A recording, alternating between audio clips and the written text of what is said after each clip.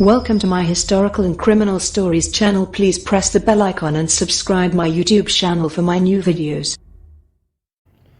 तो नमस्कार, प्रणाम। कैसे आप लोग? एक बार फिर हिस्टोरिकल एंड क्रिमिनल स्टोरीज में आप लोग का स्वागत है।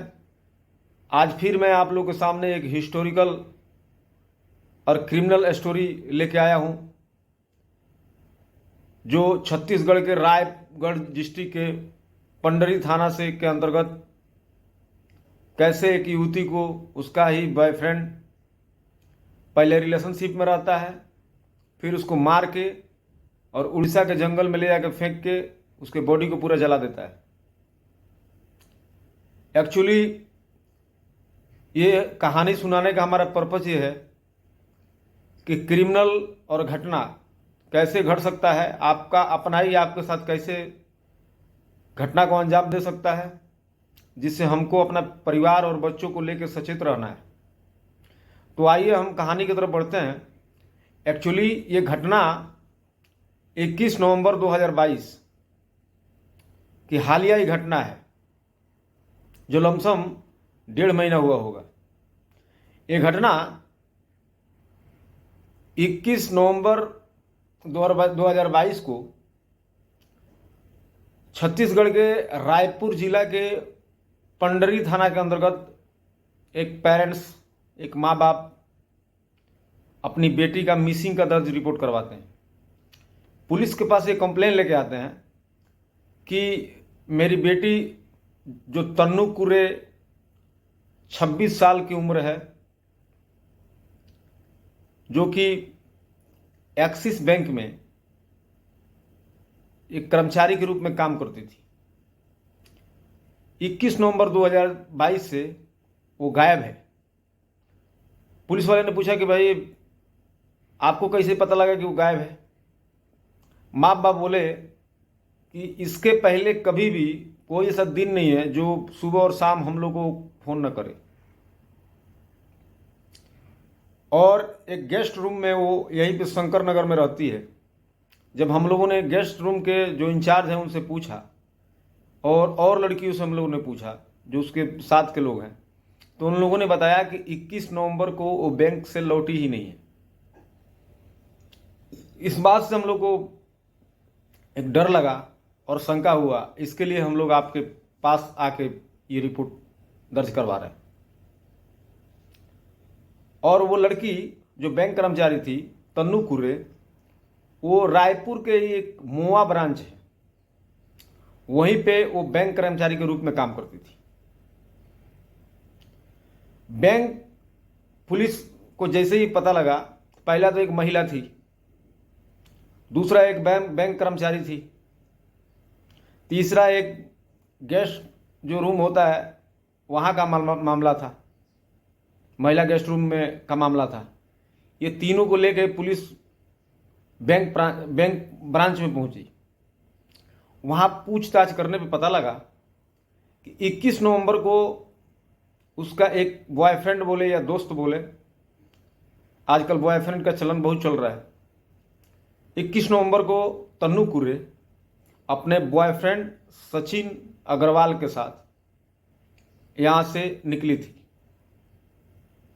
जैसे ही पता लगा, पुलिस फिर माँ बाप के पास पहुँचा और पुलिस ने माँ बाप से पूछा कि क्या आप सचिन अग्रवाल के बारे में जानते हैं?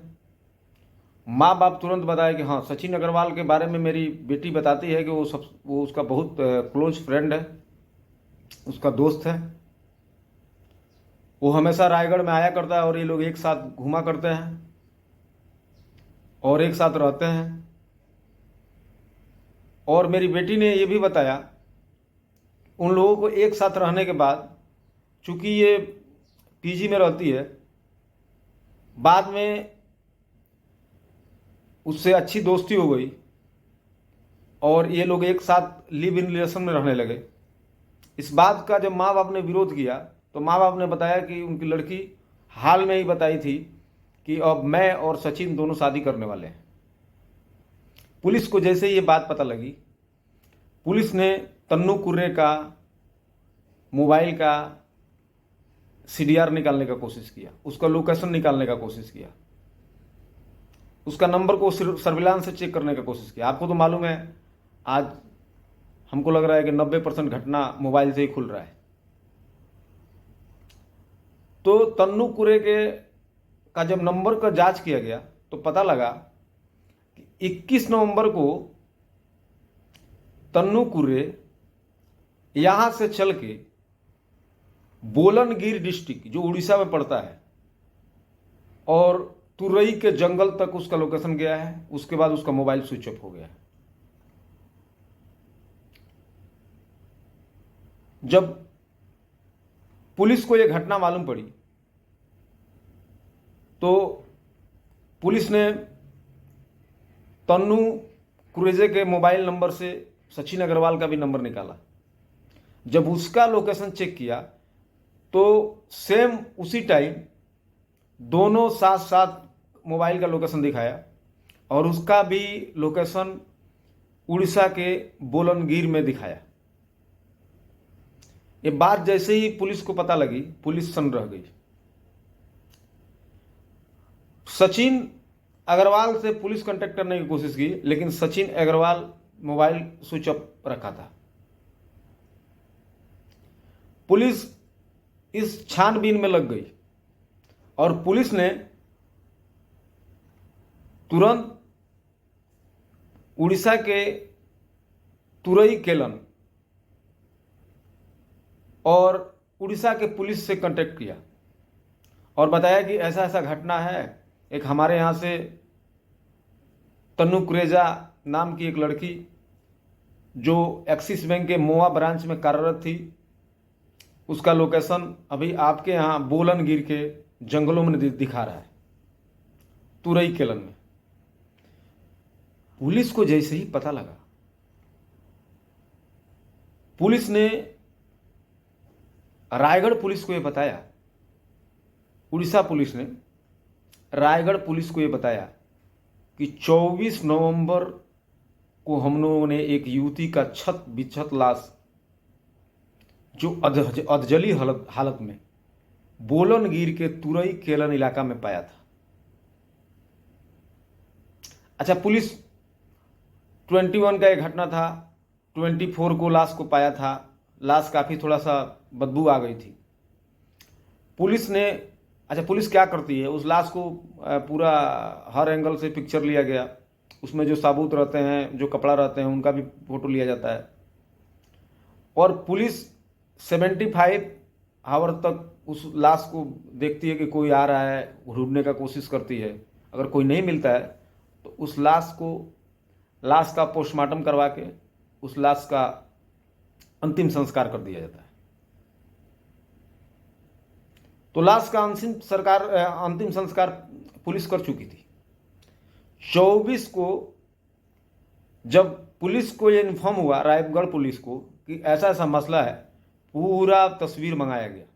उस लड़की की कुछ बदन पे कपड़े भी थे और लड़की का कुछ शरीर का जो बनावट था उसके हिसाब से जब माँ बाप को दिखाया गया, माँ बाप देखते ही ये पहचान लेगी यही तन्नू कुर्रे है। अब तो ये क्लियर हो गया कि उसको मार दिया गया, उसी का बॉडी है, जिसका अंतिम संस्कार भी कर दिया गया। अब पुलिस सचिन अग्रवाल को ढूंढने में लग गई। सचिन अग्रवाल का पुराना वाला नंबर बंद था। पुलिस कैसे भी पता करके पुलिस को यह पता लगा कि सचिन का एक नया नंबर है। जब नया नंबर को पुलिस ने ट्रेस किया तो पता लगा कि सचिन उड़ीसा से कोलकाता का एक ट्रेन में बैठकर और भागने का कोशिश कर रहा है। उसको मालूम लग गया है कि पुलिस हमारे पीछे पड़ी हुई है। पुलिस को जैसे ही ये नया नंबर मिला, पुलिस ने उड़ीसा से जा रहे सचिन अग्रवाल को अगले ही स्टेशन पे रोक के और उसको गिरफ्तार कर लिया। जब पुलिस ने पुलिसिया कार्रवाई करते हुए उससे पूछा कि आखिर तुमने ऐसा क्यों किया, जाहिर सी बात है कि भैया और चाचा और बाबू बोलने से तो कोई बोलेगा नहीं।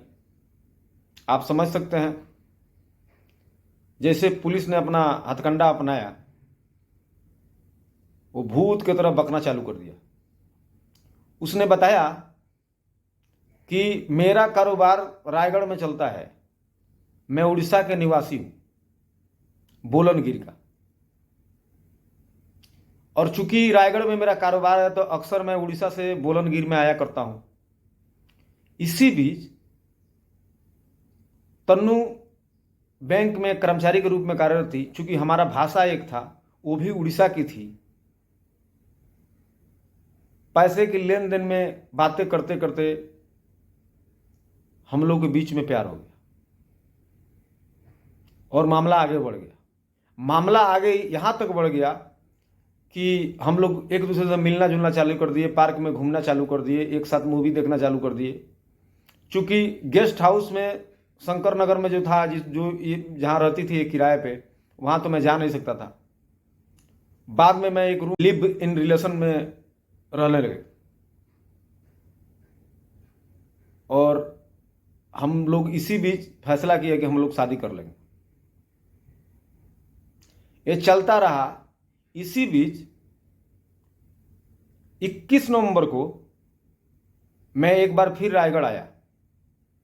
लाजिम सी बात है, जब भी मैं आता था अपना काम निपटा के, उसके बाद तन्नू कुरेजा के साथ मैं जो रूम लिया था, हम लोग उसमें लिव इन रिलेशनशिप में 1-2 दिन रहता था और मैं फिर बोलनगिर अपना बिजनेस के लिए चला जाता था, जो उड़ीसा में मेरा घर है।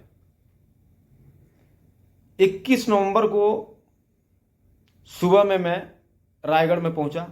मेरा अपना डस्टर गाड़ी था और 1 बजे के करीब तन्नू कुरेजा को बैंक से लेके और मैं एक मूवी हॉल में पहुंचा। पहले हम लोगों ने पार्क गया, होटल गया, फिर उसको एक मूवी हॉल में लेके पहुंचा जहां हम लोग मूवी देख रहे थे।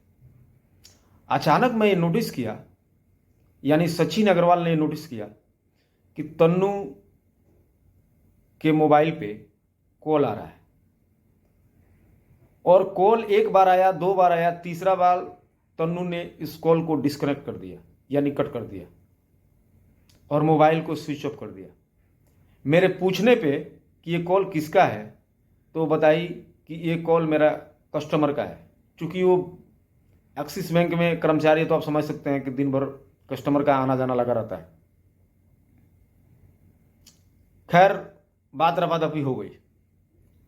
मूवी जैसे ही खत्म हुआ, जैसे ही बाहर निकली तन्नू कुरेजा और सचिन अग्रवाल, तन्नू कुरेजा ने जैसे ही अपना मोबाइल ऑन किया, फिर वो कॉल आने लगा। इसी बीच तन्नू कुरेजा ने अपने कॉल को रिसीव नहीं किया, फिर एक बार कॉल को कट कर दी और सचिन अग्रवाल को बोली कि अपना गाड़ी पार्किंग से लेके आओ, तब तक मैं बाहर खड़ी हूं। सचिन अग्रवाल को तो शंका पहले ही से हो गई थी कि ये कौन कॉल कर रहा है, और फिर कॉल कर रहा है तो ये कट करके मेरे को बोल रही है जाओ गाड़ी लेके आ जाओ। सचिन जैसे ही पीछे की तरफ मुड़ा, तन्नू कुरेजा ने मोबाइल निकाला और उस नंबर पे कॉल कर दिया। सचिन अग्रवाल भी कुछ नहीं देखा, गाड़ी की तरफ नहीं गया, इसके पीछे पीछे चुपके से इसके पीछे जाके खड़ा हो गया। कॉल पे सचिन अग्रवाल ने ये सुना कुछ ऐसी सेंसिटिव बातें जिसे सचिन अग्रवाल का शंका और बढ़ गया। और फाइनली जब वो कॉल डिस्कनेक्ट की और बोली कि ओके बाय, फिर मिलते हैं, उसके बाद जब पीछे मुड़ के देखी तो देखी कि सचिन अग्रवाल खड़ा है। और सचिन अग्रवाल ने पूछा कि तो किससे बात कर रही है तू? मैं पूछा, मेरे को नहीं बता रही है। इस पे तन्नू कुरेजा गुस्सा होकर बोली कि तुमको मैं बोली गाड़ी लेके आओ, अभी और लेट हो रहा है। और दोनों में रिकझिक चालू हो गया। आप समझ सकते हैं, जब पहले ही उसको शक हो गया था एक दूसरे का कॉल है। फिर सचिन अग्रवाल ने बोला कि नहीं, आप मेरे साथ चलो, गाड़ी में बैठो, फिर मैं गाड़ी लेके आऊंगा। अच्छा, दोनों गाड़ी में गए, गाड़ी को पार्किंग से निकाले और चल दिए।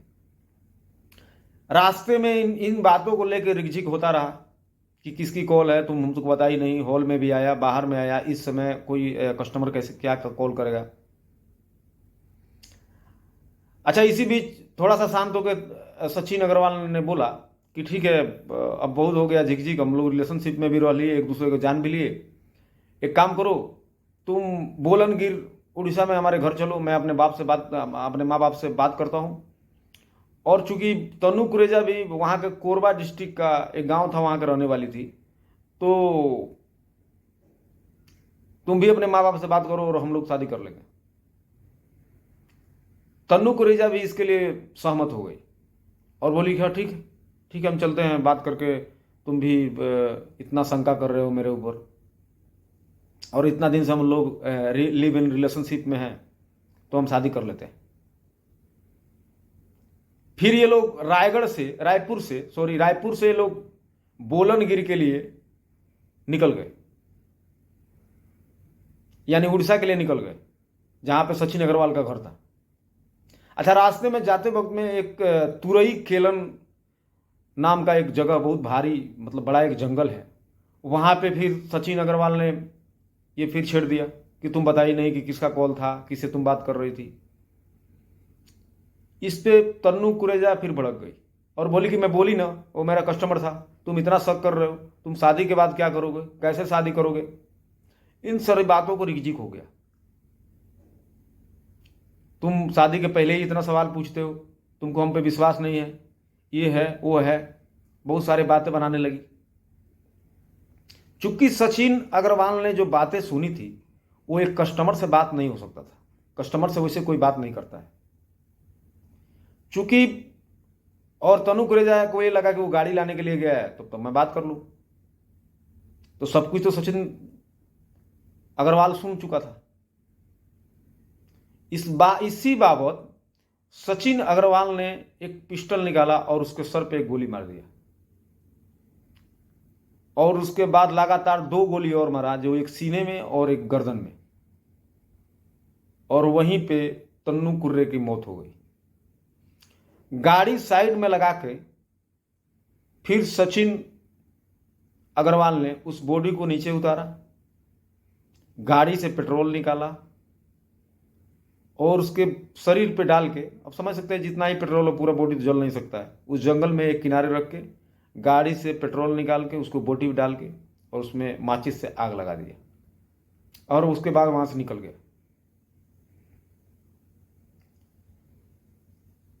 और फाइनली जाने के बाद अपना भी मोबाइल स्विच ऑफ कर दिया, और सुबह में कॉल ओपन किया मोबाइल और देखा कि उसके माँ बाप के बहुत सारे मिस कॉल हैं, और फिर माँ बाप को फ़ोन करके बताया कि सॉरी, एक्चुअली मैं थोड़ा बहुत बिजी था, आप लोगों को बहुत सारा कॉल आ रहा था।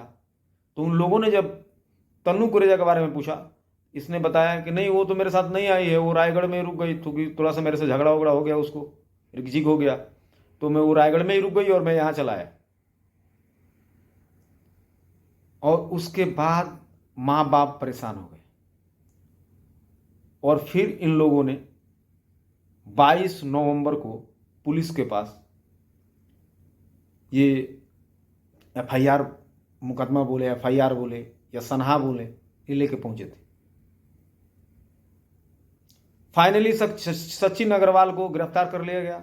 उसके निशानदेही पे वो डस्टर कार, जिसमें ब्लड का पूरा निशानदेही मिला था, वो अल्लाह कतर जिससे उसने मारा था, जो हथियार से, पिस्टल से मारा था। फाइनली तन्नू कुरेजा का मोबाइल, उसका सीडीआर से जो लोकेशन उसका जंगल में था, सेम टाइम में तन्नू कुरेजा का, और उसका जो बैंक कर्मचारी जिन लोगों ने उसको अक्सर बताया करते थे कि हाँ ये आता था, तन्नू कुरेजा से मिला करता था, यही उस दिन 1 बजे बैंक से लेके गया। ये सारा सबूत जो पुलिस के पास बहुत साक्ष्य है, जो उसको फांसी तक लेके जाने के लिए बहुत काफी है, कम नहीं है। एक एक सबूत पुलिस ने इकट्ठा करके उसके खिलाफ चार्जशीट दायर किया। चूंकि 302 की जो हत्या का मुकदमा था, तुरई केलन का पुलिस जो बालागीर में है, बालागीर डिस्ट्रिक्ट में तुरई केलन जो थाना है, वहां पे पहले से रिपोर्ट दर्ज था 302 का, जब लड़की का लाश मिला था वो अधजली हालत में। तो रायगढ़ पुलिस ने उसको गिरफ्तार करके और तुरई केलन को, जो बालागीर जो उड़ीसा की पुलिस है, उसको सौंप दिया। फिलहाल सचिन अग्रवाल जेल में है, उसको फांसी के फंदे तक लेके जाने के लिए पुलिस के पास जो डॉक्यूमेंट है, जो साबूत है, वो बहुत है। लेकिन मसला ये है कि आजकल की नई पीढ़ियों को हो क्या गया है। मैं लगातार इस बात को आपको बता रहा हूं कि मां बाप एक लड़के लड़की को कितना मेहनत से पालते हैं। हमेशा उसको, चूंकि मां बाप विरोध भी किए थे कि बिना शादी के तुम उसके साथ रह रही हो, फिर उसने वही बात बोली होगी कि मैं अभी जवान हो गई हूँ, मैं जॉब पा ली हूँ, मैं 18 से ज़्यादा का हो गई हूँ, मैं अपना फैसला मैं खुद ले सकती हूँ, मेरा बॉयफ्रेंड है, मैं शादी हमको करना है, ठीक है। लेकिन ये हो क्या गया है, आप एक बॉयफ्रेंड को रखी हो, फिर दूसरे का भी इंटरव्यू उसमें कर रही हो, दूसरे से भी बात कर रही हो। जब उससे तुमको शादी करना है, जब उसको तुमके साथ रहना है, तो फिर दूसरे से बात करने की क्या जरूरत है। मैं कल भी अपना स्टोरी में बताया था, जो आजमगढ़ का मैं जो कहानी बताया गई, एक लड़की को एक लड़का ने सर को धड़ से अलग करके 5 टुकड़े में काट दिया था।